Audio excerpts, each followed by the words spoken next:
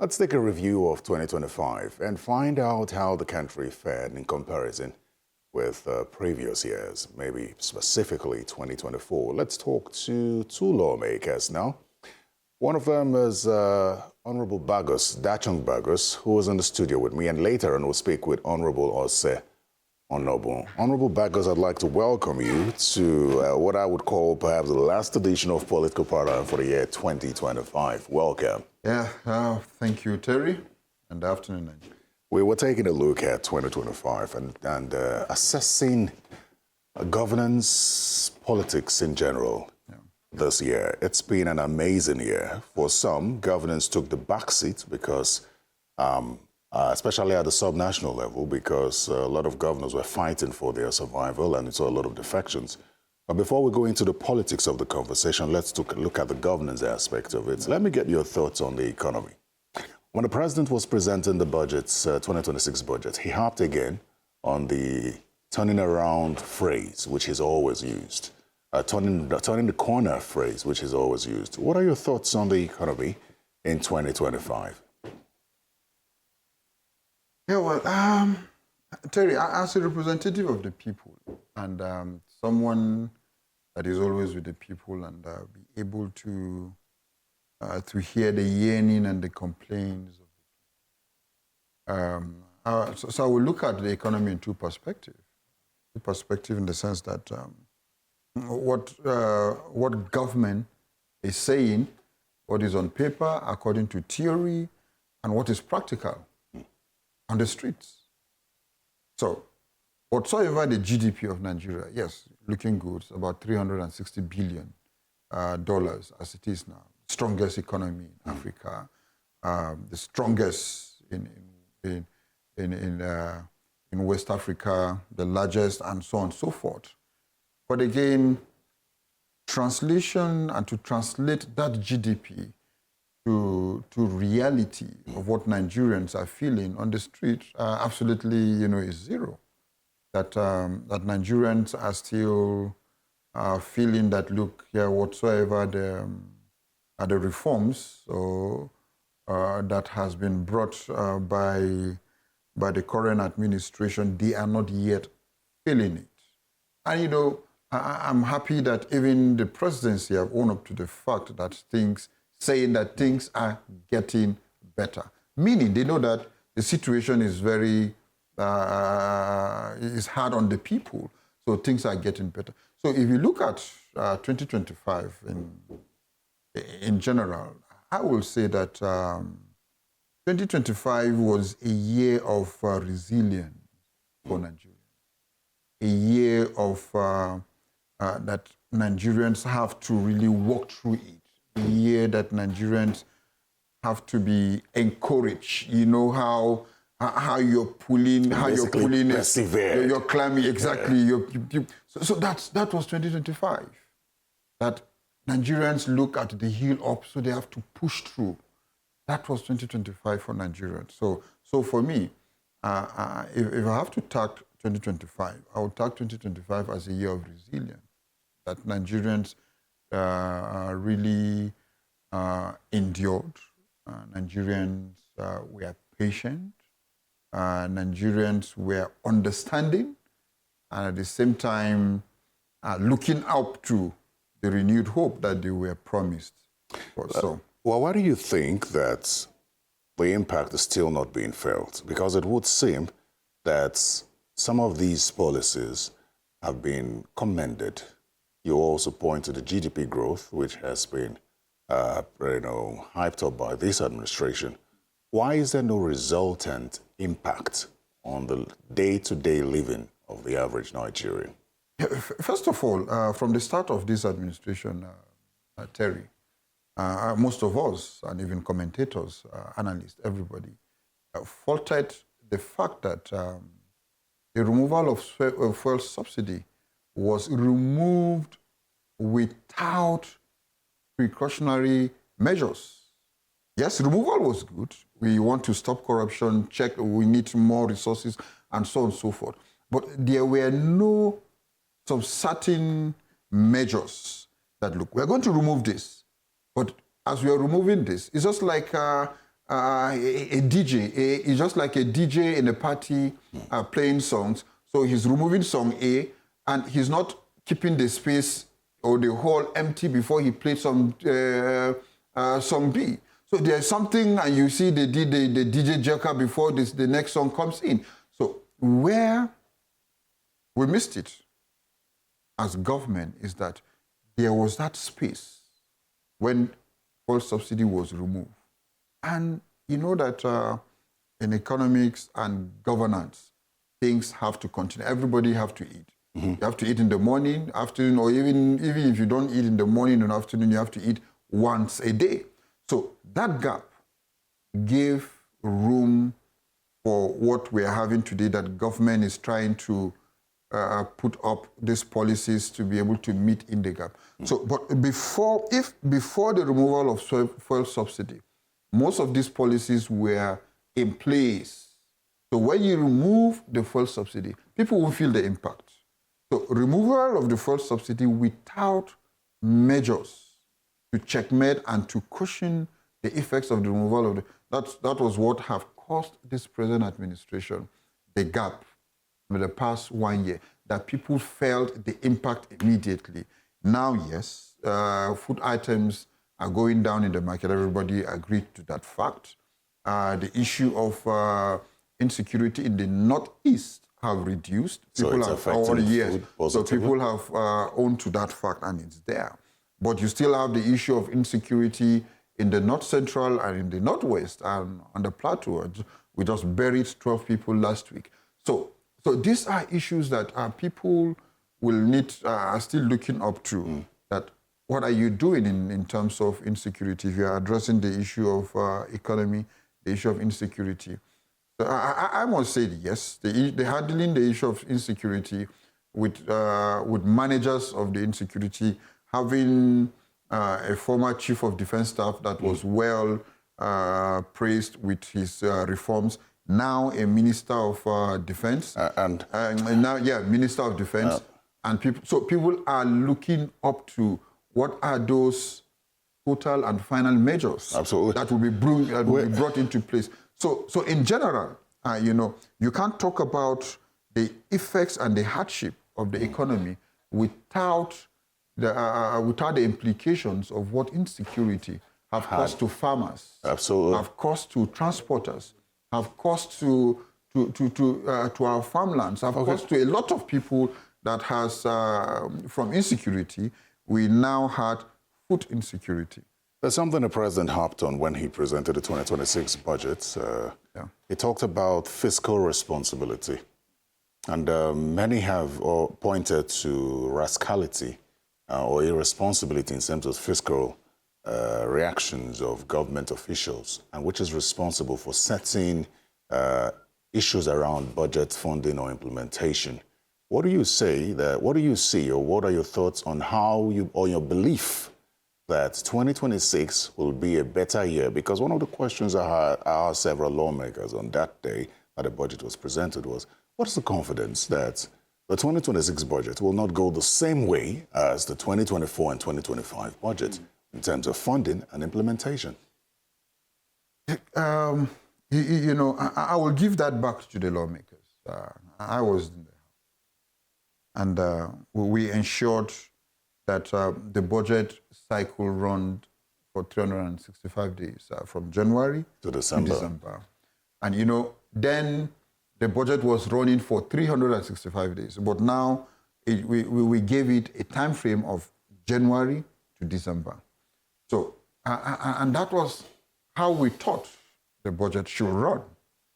And if it's the issue of the budget is a law, mind you. It's an appropriation law. So it's a law. So the major body responsible to ensure that the budget works is the National Assembly.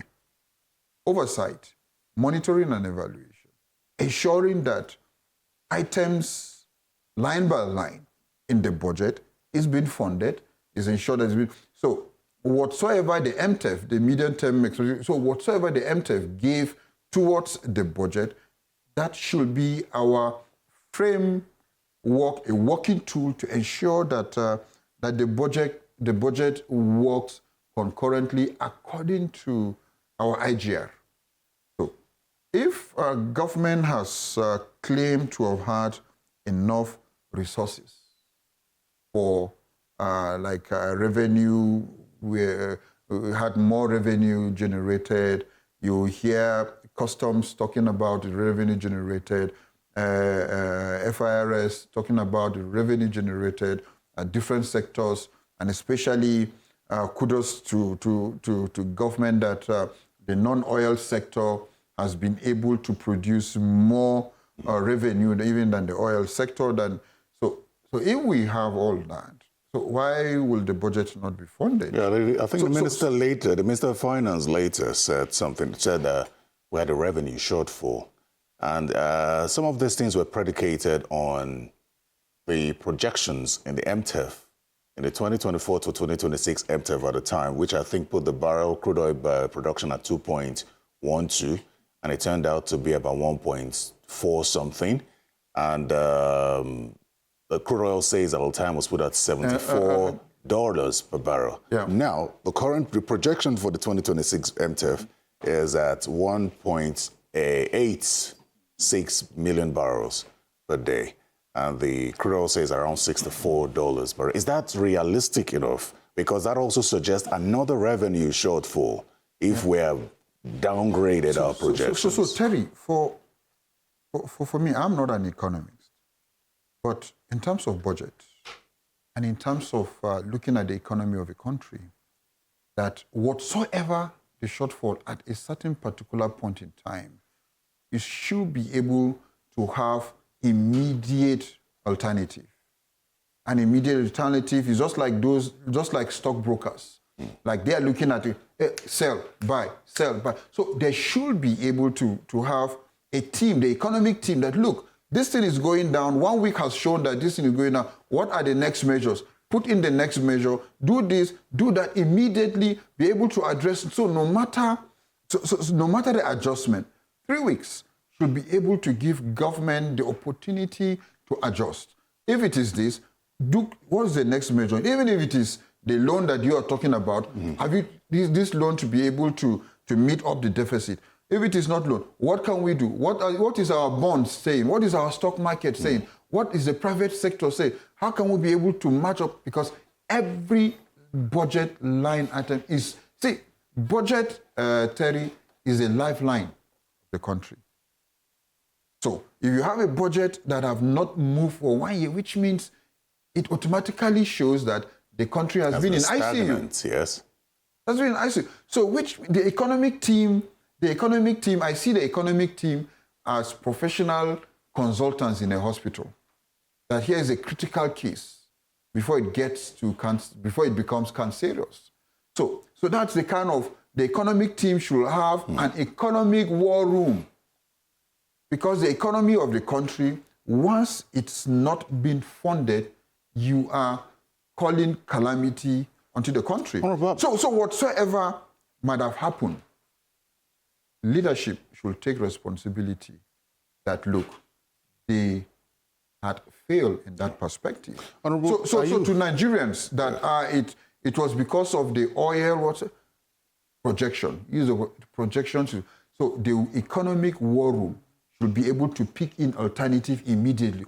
This is failing.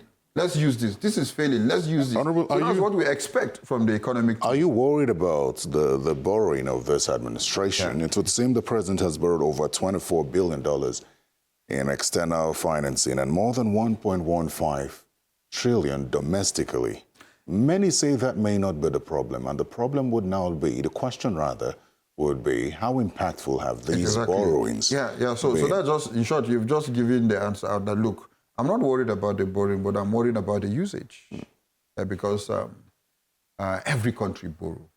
Everybody borrows. As long as you're in government, you borrow to be able to address issues. And again, but if you're borrowing just for expenditure, not for you to be, just for expenditure that the money wouldn't fall back, it will create revenue. It will not create jobs. It will not build infrastructure to give the the private sector the room to build your economy so that you'll be able to get more tax to pay back your loan, then that's danger. So because you can't borrow, if you're talking of borrowing and for you to just go and fuel cars, or to just borrow for parties, or to just borrow for celebrations, then... Well, is it not questionable, and you and I are not economists, but we would ask the question, that so much money being borrowed, trillions in naira, billions in dollars, and yet we still have poor funding for the budget, poor financing of the 2024 and 2025 budgets. Does that sound commensurate to you? Absolutely, it doesn't. And you know, those are questions that that the economic team, and especially the chief economist of the country, the Minister of Finance, and his team should be able to answer that. Look, what have we been able to do with these funds that we have borrowed? What infrastructure have we been able to put in place that will give back revenue? I saw the road from here to Akwanga that was used, that was well built by borrowed funds. But at a certain point, you have toll gate.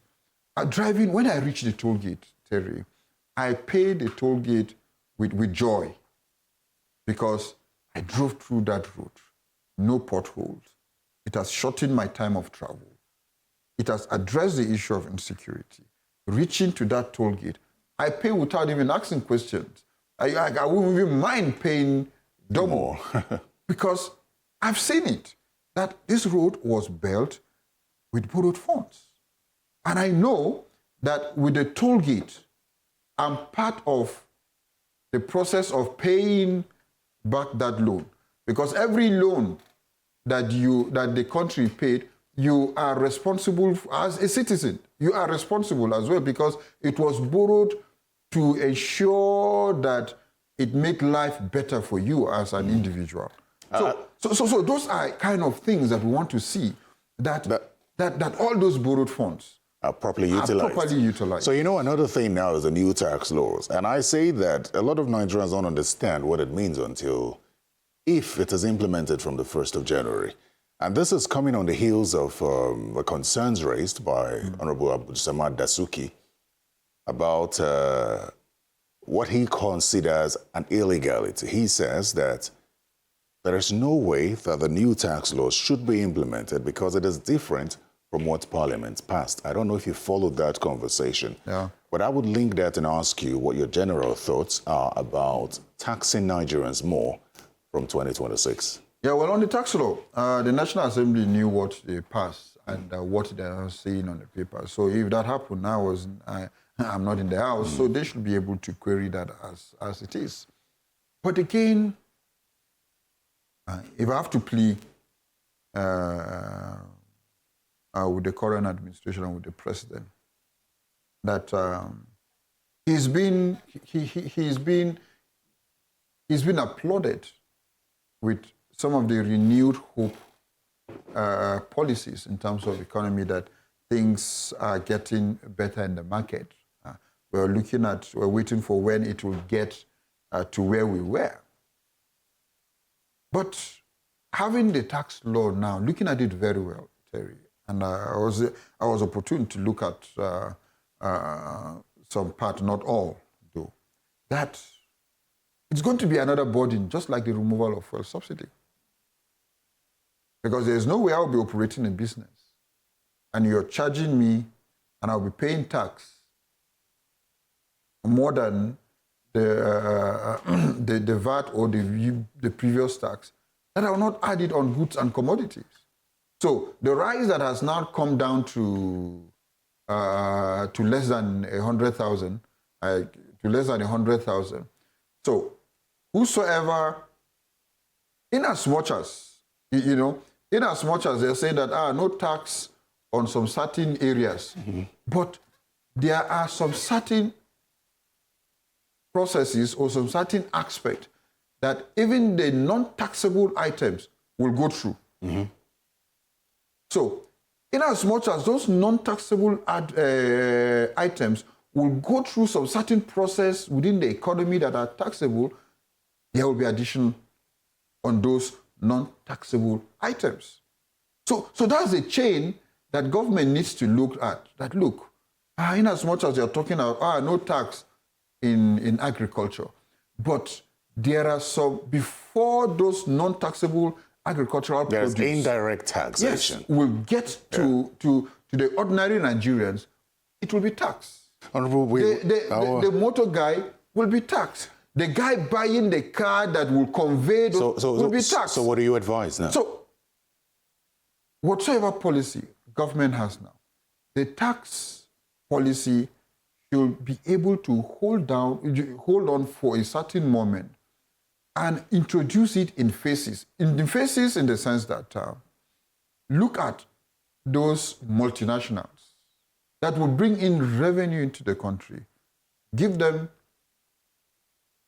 the implementation of the tax regime now, and it should start going in phases. So when you have addressed the issue of the economy that the ordinary Nigerian can now breathe very well, then you introduce a tax, because yes, we agree everybody have to pay tax. Absolutely. Everybody have to pay tax.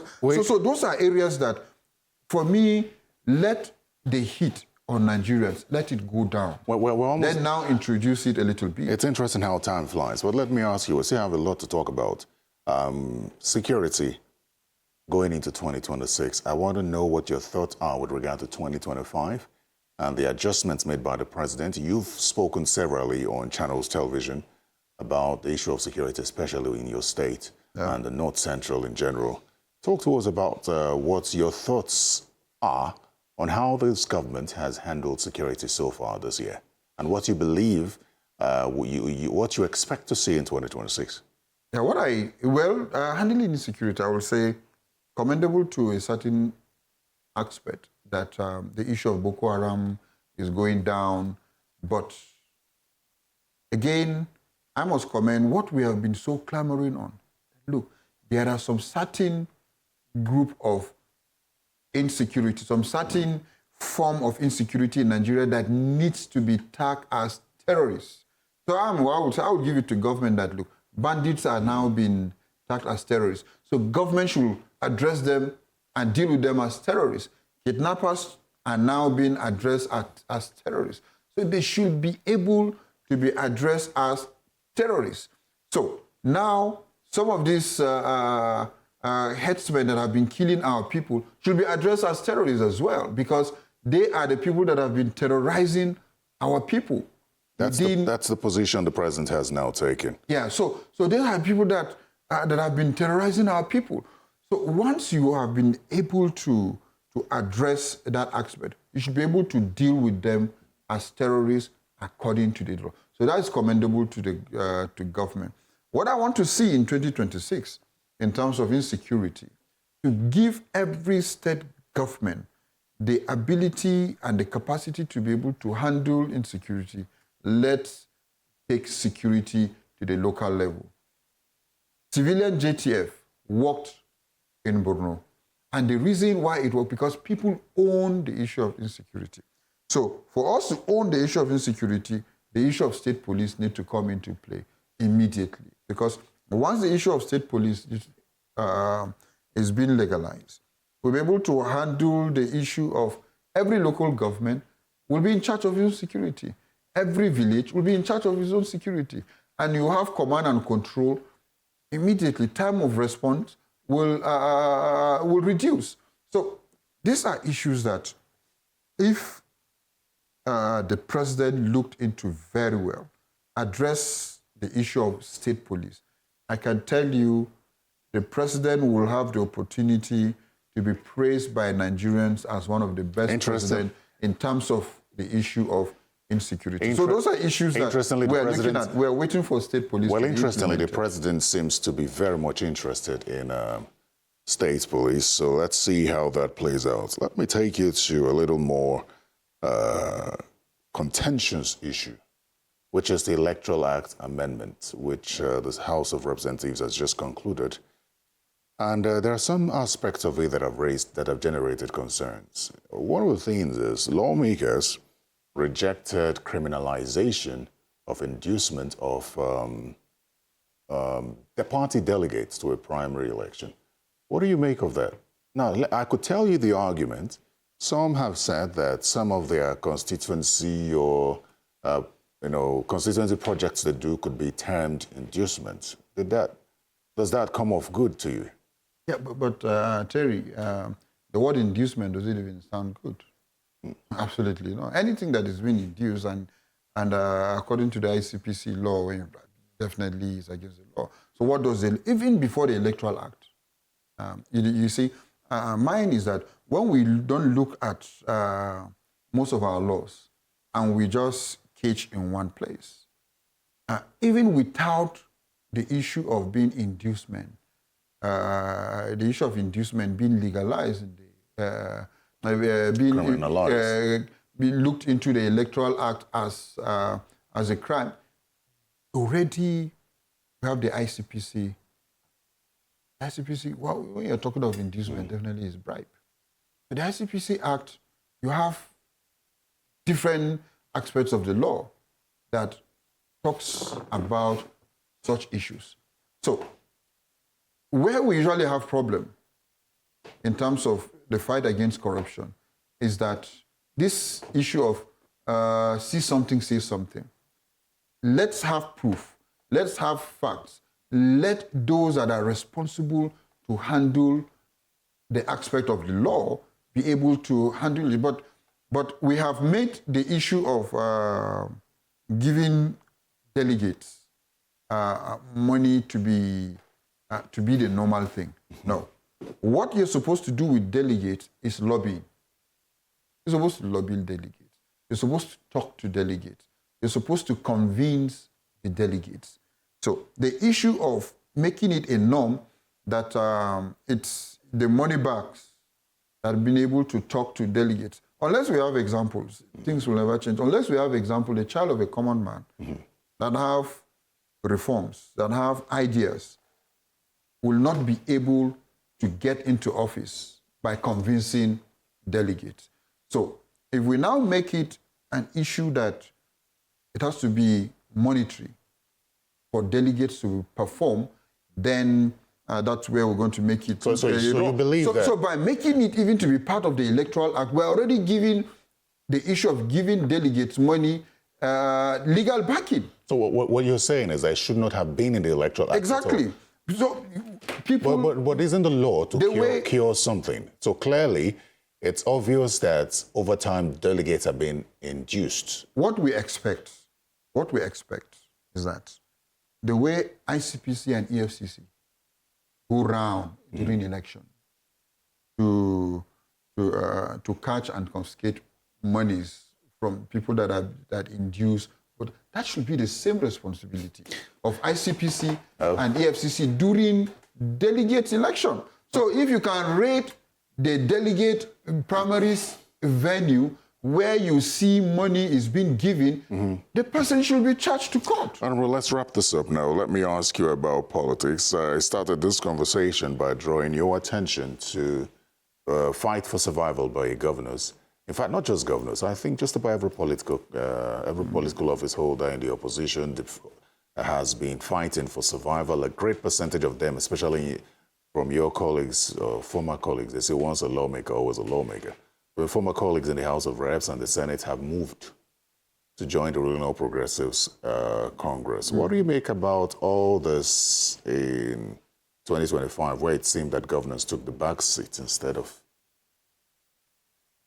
We have this military operation on the plateau. They call it Operation Safe Haven. So I want to look at what is happening now within the political space. That is Operation Safe Haven for every politician, in the sense that what has happened to us in terms of insecurity in Nigeria, something led to where we are today in terms of insecurity. So what has happened within the political space, something led to where every politician is today within the political space, that something somewhere was ignored as a result of be it form of selfishness, be it the form of,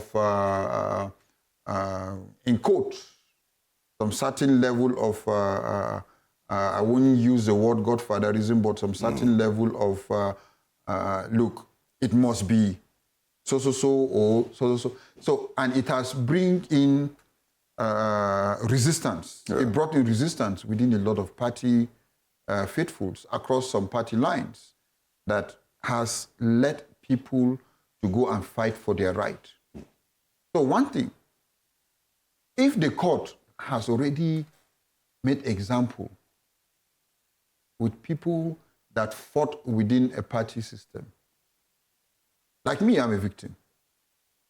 Why were we removed, all of us at the PDP, all of us that won our elections, seven National Assembly members, 16 House of Assembly members, all of us were removed from office through the court. The reason was because we could not agree on our differences within our party. And in as much as we corrected it once, twice, thrice, still the aggrieved party did not agree, still went to court, even used the opposition and went to court, and that's where we are today. So Terry, when I was removed from court, people today got BP. On the day I was removed from court, one of my diehard had heart attack and died. That's the one that I could record. Now, and again, not only me, the 7 of us from the national, everybody among our supporters had one casualty or the other. And the same matter, Terry, has not yet been resolved. Even our issue was within the state. Now the issue is a national. It's even now a national issue. But I spoke with your chairman last week, and he has assured that the legal battles will be won by his leadership. You don't feel confident? Yeah, well, until then, Terry.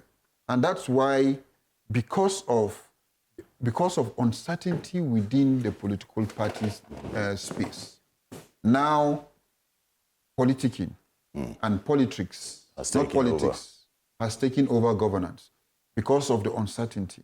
Had it been all the parties are in good form and everything is going, you are giving opposition as of when due. You could have been focusing on giving opposition on governance, preparing for elections.